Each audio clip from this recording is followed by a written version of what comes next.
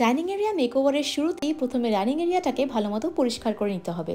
তোমাদের মেকওভার করার আগে দেখিয়ে দিচ্ছি ডাইনিং এরিয়ার আমাদের বিফোর লুকটা, যেখানে দেখতে পাচ্ছ চারিদিকে বাসনপত্র, বটল, মেইন রাস্তার সামনে ঘর হওয়াতে চারিদিকে ধুলোবালি। প্রথমেই আমি কিচেনের স্ল্যাবটা পুরো খালি করে নিচ্ছি, বটল সরিয়ে নিচ্ছি, mixer grinder, micro oven, even যে আমাদের স্টিলের র্যাকটা দেখতে পাচ্ছ এই র্যাকটাও পুরো আমি নিয়ে ডাইনিং টেবিলে রেখে দিয়েছি। এবার মাইক্রো ওভেন সরানোর পাড়া। মাইক্রো ওভেন সরানোটা আমি একা পারিনি, আক্তারাদির হেল্প নিয়ে আমি সরিয়েছি।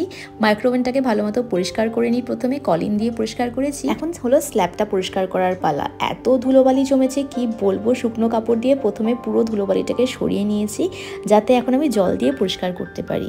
ডাইনিং রুম মেকওভারের ফার্স্ট অ্যান্ড ফরমোস্ট ইজ প্রথমে তো আগে জিনিসগুলো একটু সরিয়ে সরিয়ে মোছামুছি করতে হবে। তো মোটামুটি করা স্টার্ট করে দিয়েছি, এটাও পুরো ধুয়ে মানে জাস্ট মুছে রেখেছি। এখানে মাইক্রোওয়েভটা এখানে আছে। এখন আমাকে আক্তারাদি হেল্প করবে, এই জানলাটা আক্তারাদি পরিষ্কার করবে।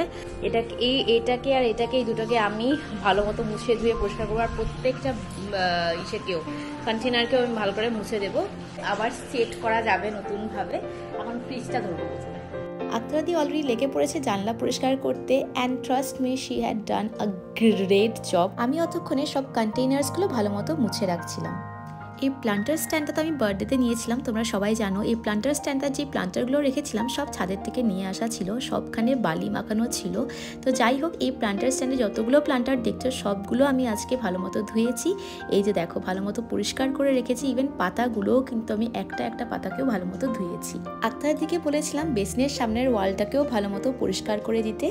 Makeover is incomplete without Greens, so I am adding some Greens এখানে সেখানে। যেহেতু করছিলাম মেকওভার, জিনিসপত্রগুলো একটু রিশাফল করে রেখেছি এদিকে ওদিকে। আর 3টা গ্লাসের জার ইউজ করেছি নতুনভাবে, চিনি, চাপাতি এন্ড দুধের পাউডারের জন্য। বাকি এবার বটলে জায়গাগুলো চেঞ্জ করা হয়েছে। ডাইনিং এরিয়ার লুকটাকে এলিভেট করার জন্য আমি ডাইনিং টেবিলের উপরে লাগাবো একটা ভিনটেজ হ্যাঙ্গিং ল্যাম্পশেড। আমার টুকরি চুজ করলাম এখানে, এই যে টুকরি, আর এখানে আছে রশি। রশিটাও আমি নিচ্ছি ফর সাম পারপাস। বুঝতেই পারলে আমি করব ডিআইওয়াই। আমার লাগবে টুকরি, তার, রশি এন্ড লাইট। ল্যাম্পটা স্টার্ট হয়েছে বানানো।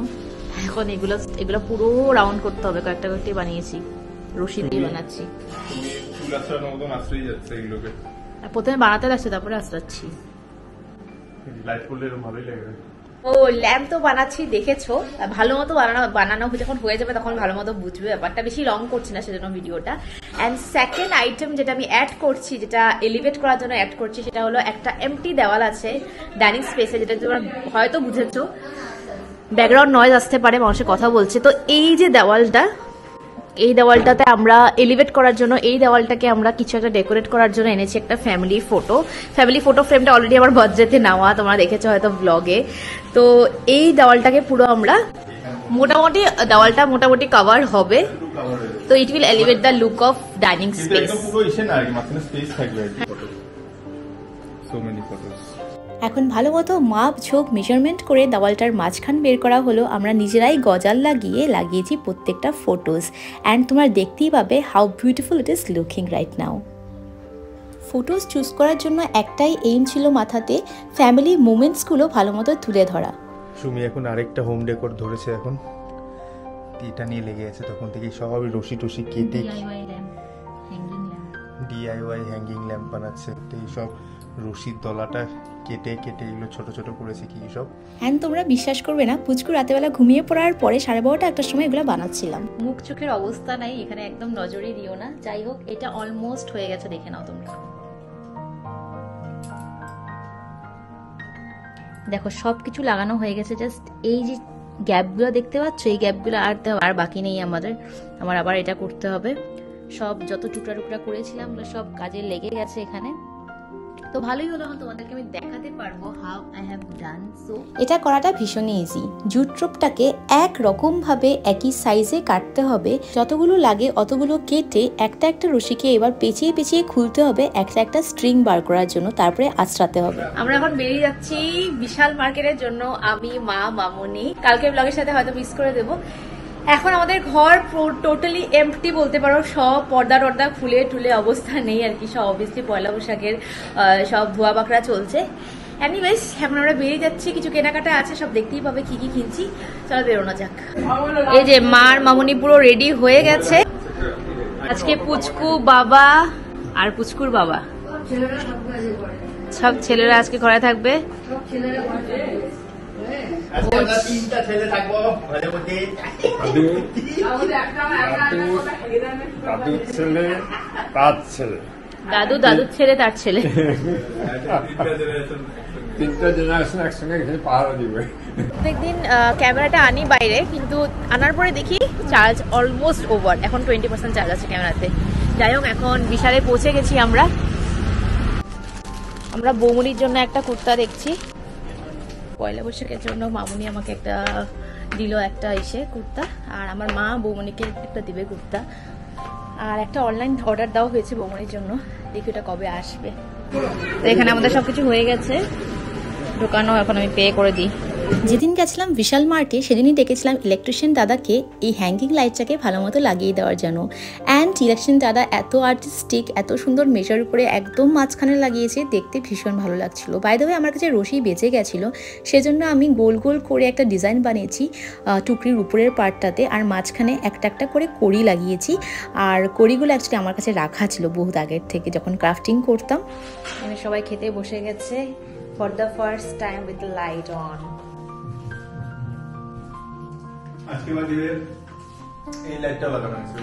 হ্যাঁ, আজকে এই টিউব লাইটটা লাগানো হয়েছে, মানে চেঞ্জ করা হয়েছে, লাগানো তো আগেও ছিল। আমাদের ডিনার হয়ে গেছে, এখন সব পর্দা টর্দা যেগুলো ধোয়া হয়েছিল ওগুলো লাগানো হলো এখানে ড্রয়িং রুমটা থেকে। এখন ড্রয়িং রুম পরিষ্কার করছে। এখন পয়লা বৈশাখ আমি এখানেও সোফা সেটগুলো অন্য কিছু পারবো। পয়লা বৈশাখ এখন যদিও চলে গেছে, বাট লেট মি সে, পয়লা বৈশাখের বেস্ট পার্ট কিন্তু আমার এটাই লাগে, ঘরটাকে একদম নতুন করে প্রত্যেকবার সাজানো হয়।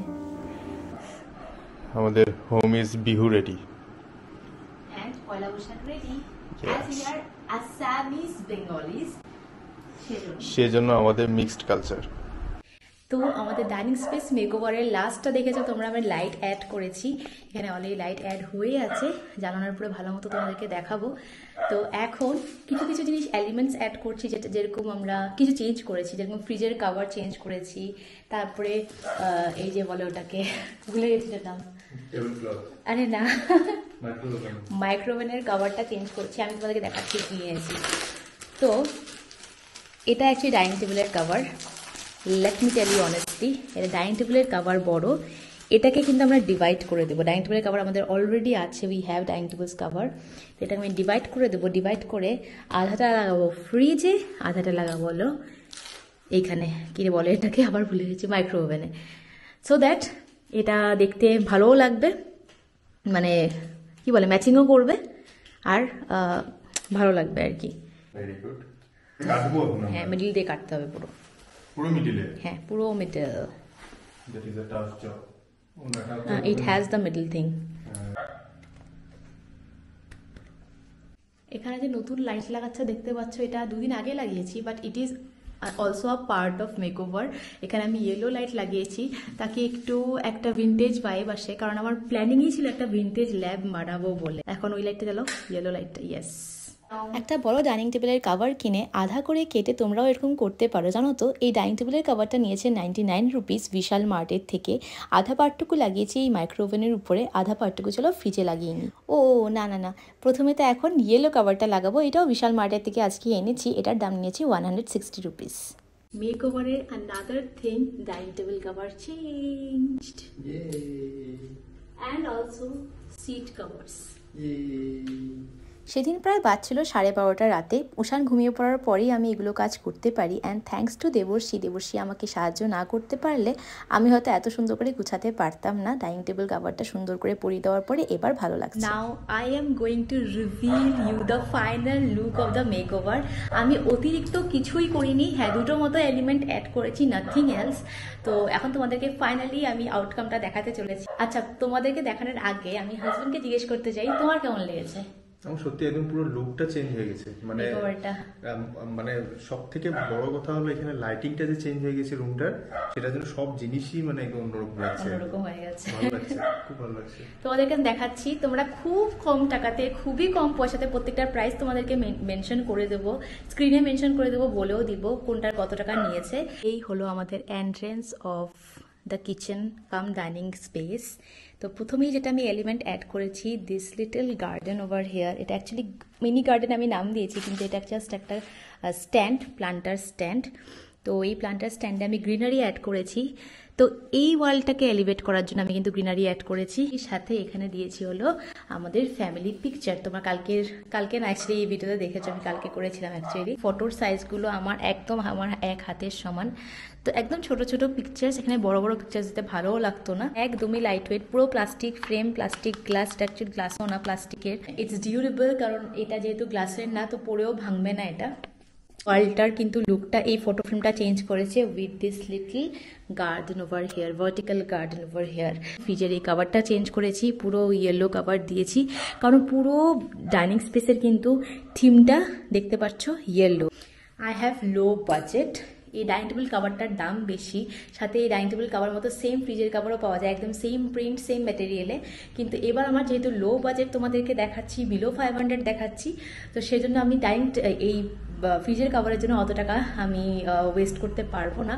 আর সাথে আগে যে ফ্রিজের কাভারটা ছিল, মানে এটার যে কাভারটা ছিল, সেটা আমি অ্যাড করেছি হলো এখানে, রেখেছি এখানে। তো যাই হোক, এখন নেক্সট এলিমেন্টে আসি। নেক্সট অ্যাডেড এলিমেন্ট আমি অ্যাড করেছি হলো charm, the star of the elements, এই হ্যাঙ্গিং লাইটটা, যেটা আমি নিজের হাতে বানিয়েছি। তোমরা ভিডিওতে দেখতেই পেরেছো, এই হ্যাঙ্গিং লাইটটা আমার নিজের হাতে বানানো, DIY। অ্যান্ড এটার কস্টিংও তোমাদেরকে ভিডিওতে বলে দিয়েছি, তো তোমরা দেখে নিতে পারো। এই চেয়ারের কাভারগুলো আর টেবিল কাভারটা এটা আমার আগেই ছিল, এই মেকওভার কেনা কিছু না, এটা আমার আগেই রাখা ছিল। হ্যাঁ, এই টেবিলের কাভারটা একটু কস্টলি কাভার, 650 মতো 700 মতো কাভার এটা, কারণ পুরো কটনের কাভার এটা, আর ভীষণ ভালো ম্যাটেরিয়াল। আর উপর যে প্লাস্টিকটাও দেখতে পাচ্ছ, এটাও অ্যামাজন থেকে, দুটোই ভীষণ ভালো ম্যাটেরিয়াল। সাথে ডাইনিং টেবিলের মিডলে যেটা দেখতে পাচ্ছ, এই মিডলে এই জিনিসটা আমার গিফটের, আমার বন্দনা ম্যাম আমাকে দিয়েছে। আর আসি এখানে কিছু গ্রিনারি অ্যাড করেছি, তোমরা দেখেইছো এখানে গ্রিনারি অ্যাড করেছি।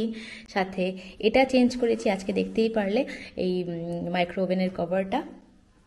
আর এখানে চেঞ্জ করেছি হলো চিনি, আমুল আর চাপাতির ডিব্বাটা। এখন গ্লাসের জার রেখেছি, again to elevate the space. আর সাথে কিছু গ্রিনারি অ্যাড করেছি, and that is it. It actually now it is looking far better.